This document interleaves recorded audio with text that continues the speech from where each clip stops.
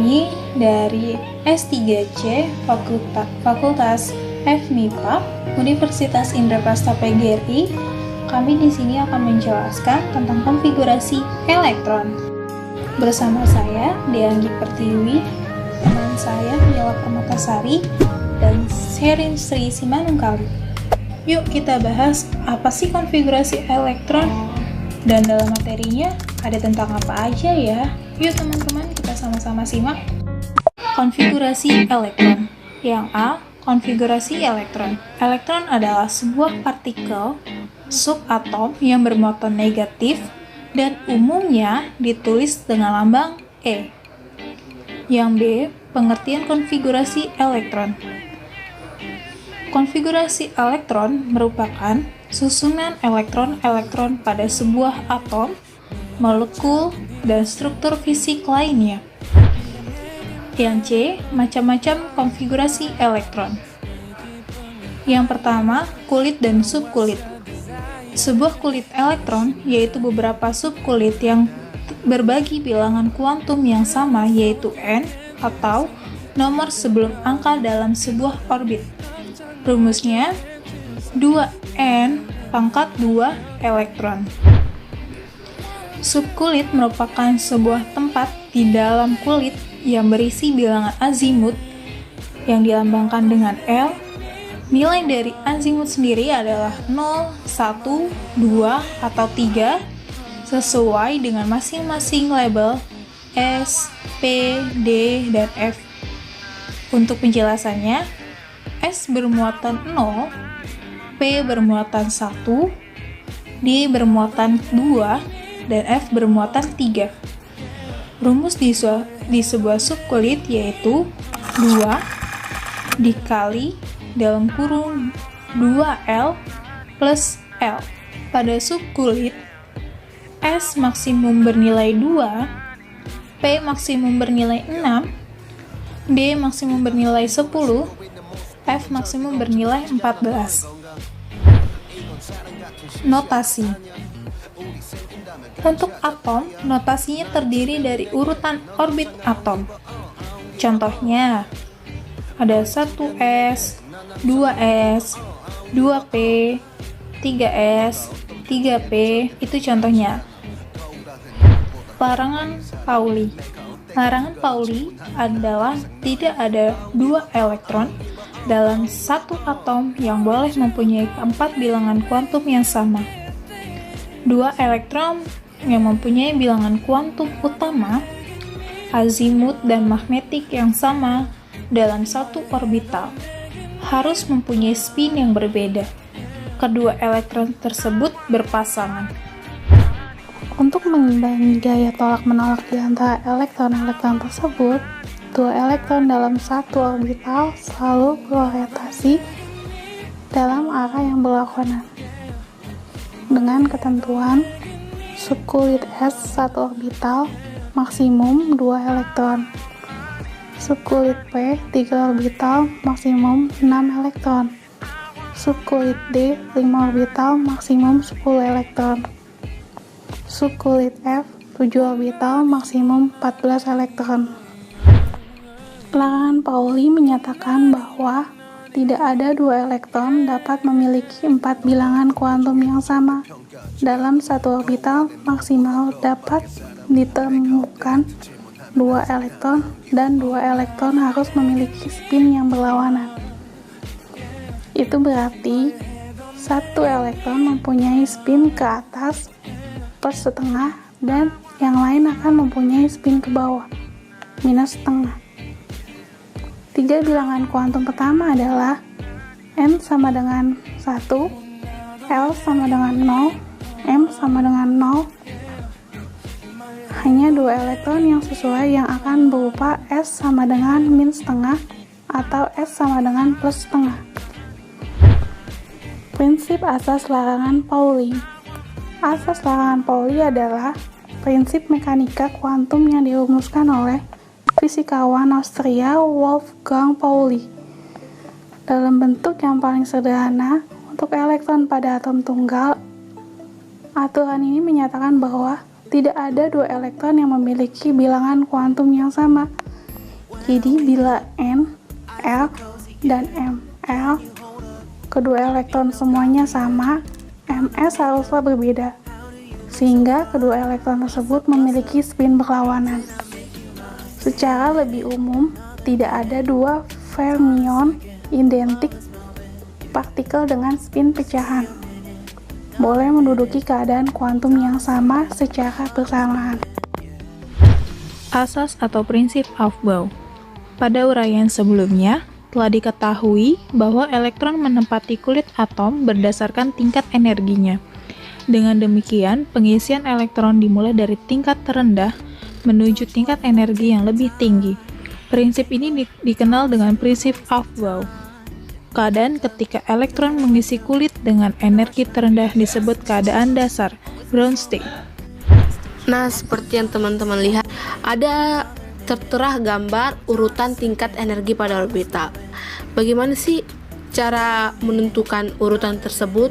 Untuk mengurutkan orbital berdasarkan tingkat energi itu mengacu pada urutan arah panah, yaitu seperti pada gambar 1s, 2s, 2p, 3s, 3p, dan seterusnya. Nah, kemudian dari urutan tersebut terlihat bahwa tingkat energi 3D lebih besar dibandingkan tingkat energi 4s. Di situ dapat kita lihat intinya setelah 3p penuh, maka elektron akan mengisi subkulit 4s terlebih dahulu sebelum mengisi subkulit 3D. Pada saat pengisian elektron subkulit, tingkat energi terendahnya itu diisi terlebih dahulu. Kemudian sisa elektronnya nanti akan menempati subkulit dengan tingkat energi lebih tinggi. Misalnya contohnya pada atom hidrogen, elektron terletak pada subkulit 1s. Jadi orbital ini mempunyai tingkat energi paling rendah. Karena atom hidrogen mempunyai 1 elektron, maka kita tulis 1s1 untuk menunjukkan konfigurasi elektron atom hidrogen. Seperti itu. Jika membahas konfigurasi elektron, gak lengkap rasanya kalau kita tidak membahas tentang aturan Hahn. Apa sih aturan Hahn itu? Kemudian siapa sih yang mengemukakan aturan Hahn tersebut? Aturan Hahn dikemukakan oleh Frederick Hahn pada tahun 1927 atau yang dikenal dengan Hahn, yang menyatakan bahwa elektron yang mengisi subkulit dengan jumlah orbital lebih dari 1 akan tersebar pada orbital yang mempunyai kesamaan energi atau equal energy orbital dengan arah putar atau spin yang sama. Asas ini dia kemukakan berdasarkan penalaran bahwa energi tolak-menolak antar dua elektron akan minimum jika jarak antar elektron berjauhan. Nah, untuk lebih memahaminya, di slide selanjutnya atau di video yang teman-teman nonton ada sebuah gambar, yaitu gambar pengisian elektron pada orbital P. Nah, seperti pada gambar yang teman-teman lihat di video, di situ ada contoh pengisian yang benarnya dan ada contoh pengisian yang salahnya. Jadi, saya akan menjelaskan contoh pengisian yang benarnya terlebih dahulu. Cara pengisian yang benar itu adalah kita mengisi muatannya dengan satu-satu terlebih dahulu dengan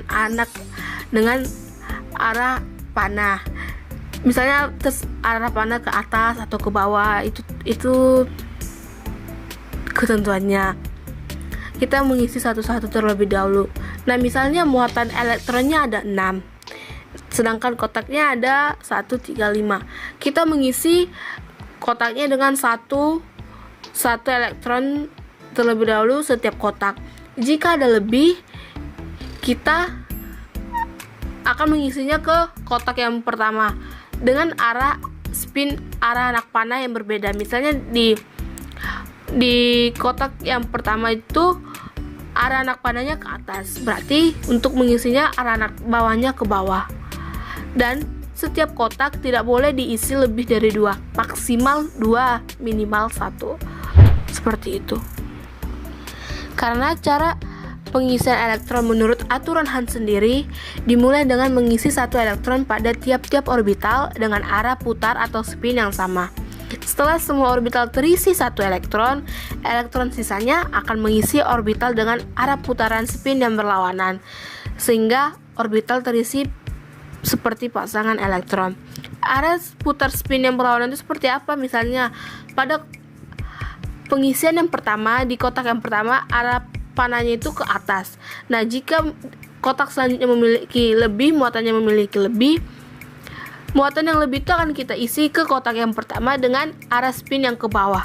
Karena di kotak yang pertama tadi kita sudah mengisi dengan arah spin yang ke atas. Seperti itu yang dimaksudkan oleh aturan Hahn.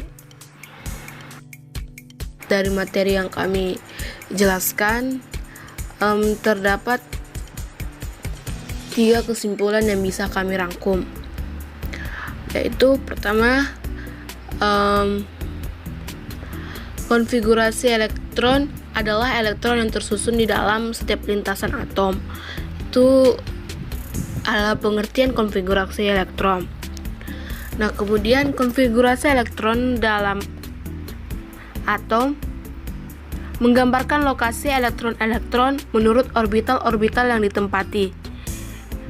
Nah, kemudian jika kita sudah mengetahui konfigurasi elektron, kita dapat dengan mudah menentukan nomor periode, nomor golongan, dan elektron valensi pada setiap atom tersebut. Yang kedua yaitu untuk menentukan kedudukan suatu elektron dalam atom, kita harus menggunakan 4 bilangan kuantum. Apa saja 4 bilangan kuantum tersebut? Yaitu yang pertama, bilangan kuantum utama yang biasanya ditulis dengan n kecil. Yang kedua, bilangan kuantum azimut yang ditulis dengan L kecil. Yang ketiga, bilangan kuantum magnetik yang ditulis dengan M kecil. Dan yang keempat yaitu bilangan kuantum spin yang ditulis dengan S kecil. Kesimpulan yang ketiga adalah konfigurasi elektron adalah distribusi elektron dari atom atau molekul pada sebuah orbital.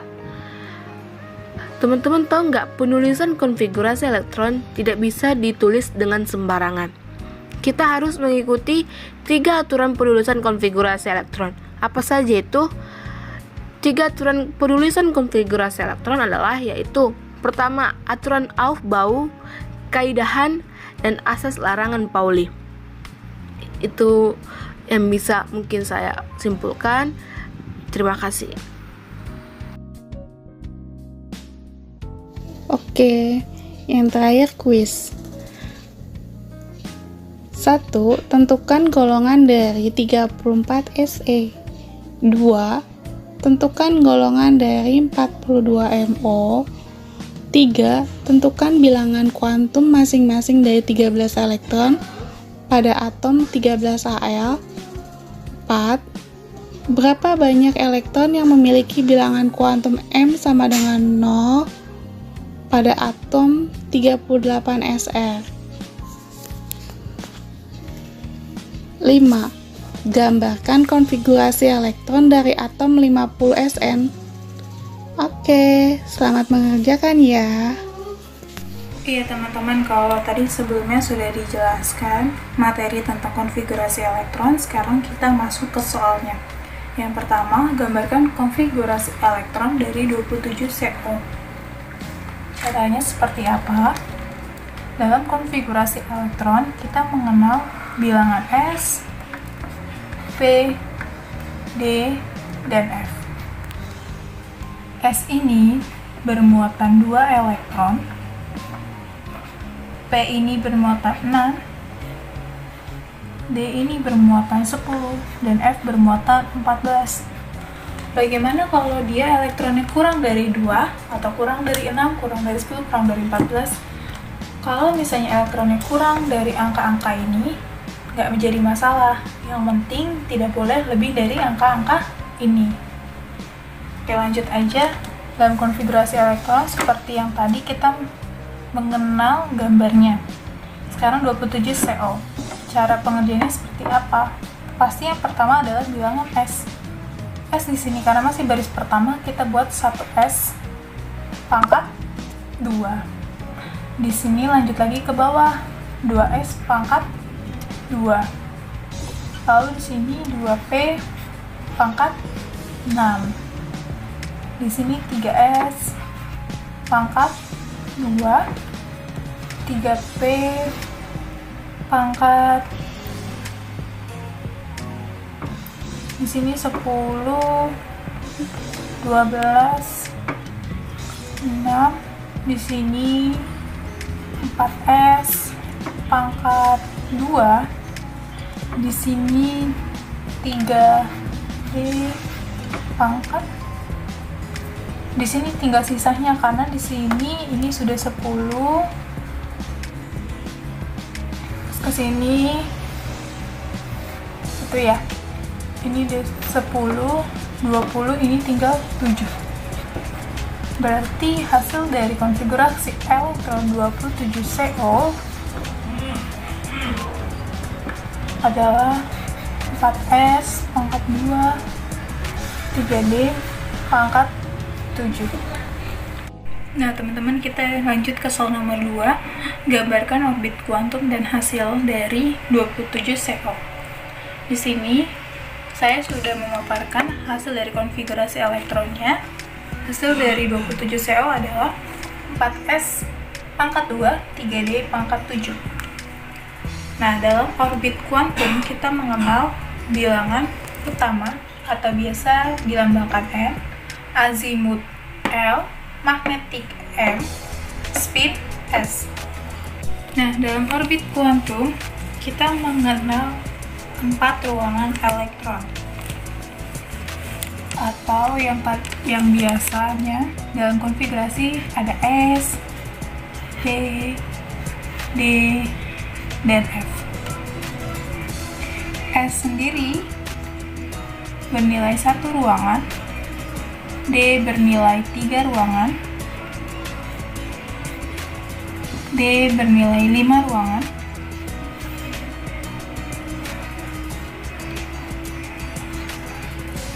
F bernilai 7 ruangan. 1, 2, 3, 4, 5, 7 ruangan. Nah, cara pengerjaannya bagaimana? Dalam orbit kuantum,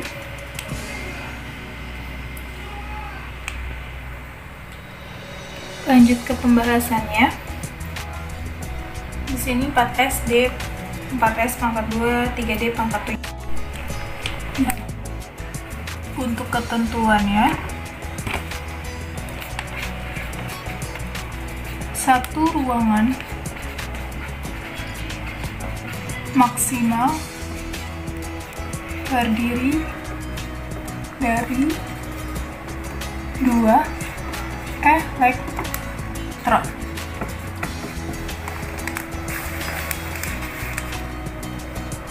Nah, sekarang kita kerjain yang pertama dulu untuk 4s pangkat 2.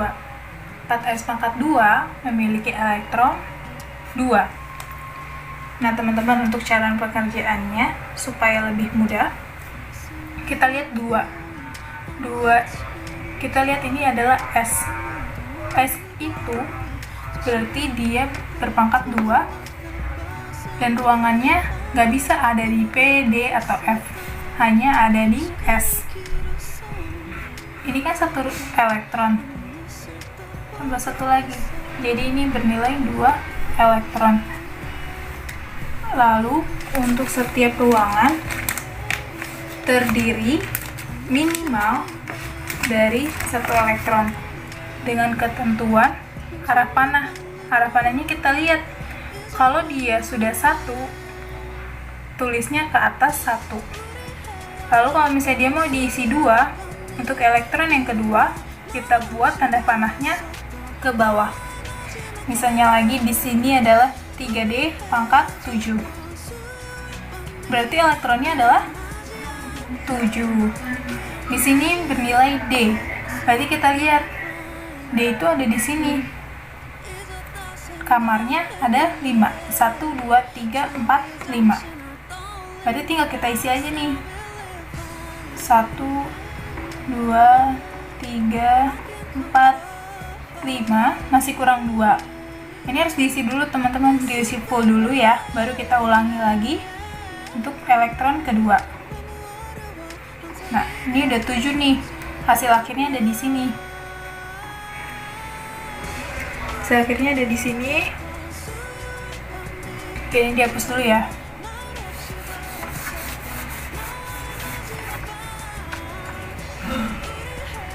Tadi ada di D, ada 5. Di sini 1, 2, 3, 4, 5.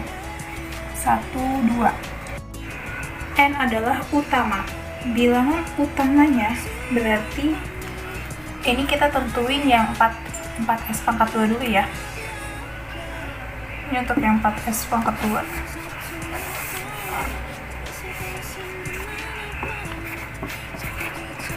Bilangan utamanya berarti adalah 4. Bilangan utamanya 4. Lalu kalau sudah L itu adalah azimut.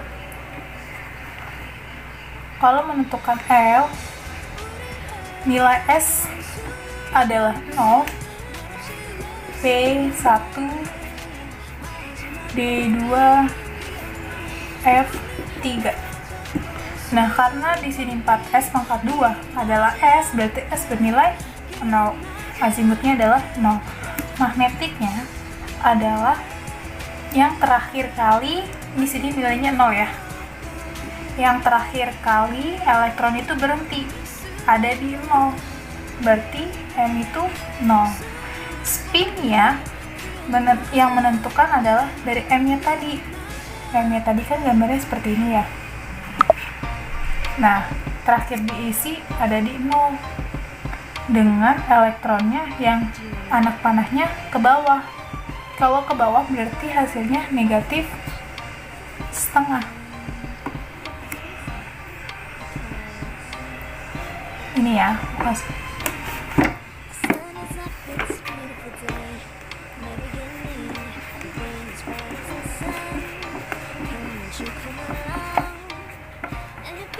anak panahnya ke atas seperti ini, hasilnya positif setengah. Kalau sebaliknya, anak panah ke bawah,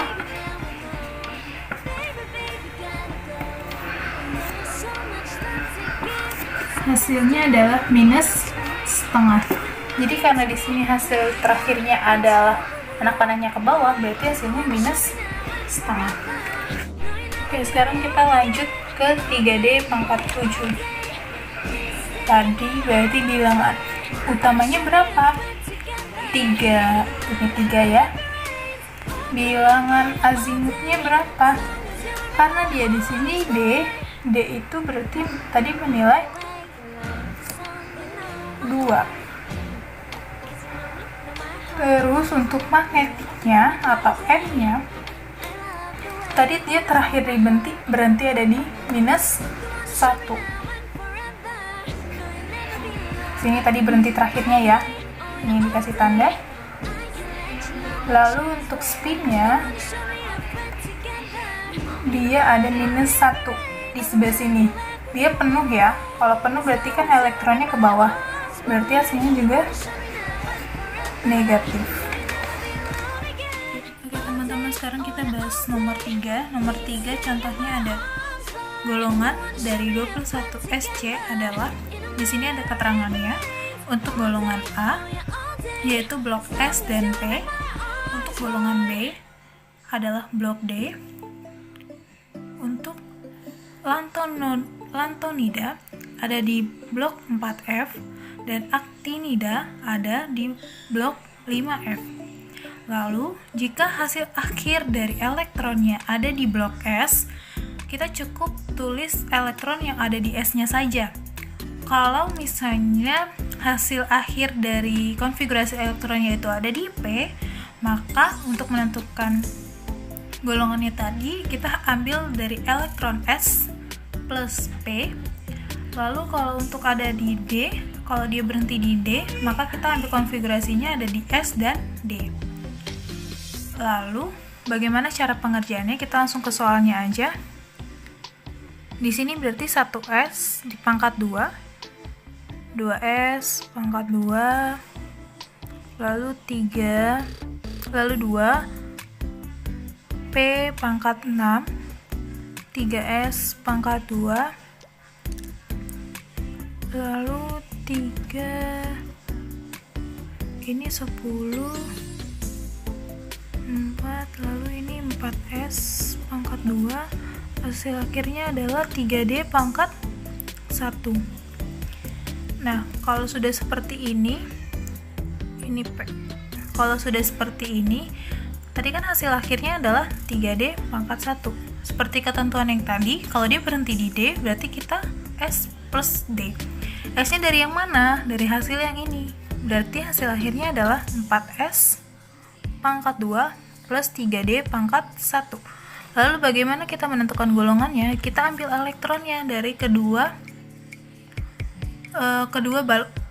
blok ini, yaitu di sini 4S bernilai 2, berarti 2, ini bernilai 1, berarti plus 1, sama dengan 3. Lalu bagaimana cara dia A atau golongan B? Kita lihat lagi, kalau misalnya dia tadi bilang kalau golongan A adalah S dan P, kalau dia golongan B adalah D.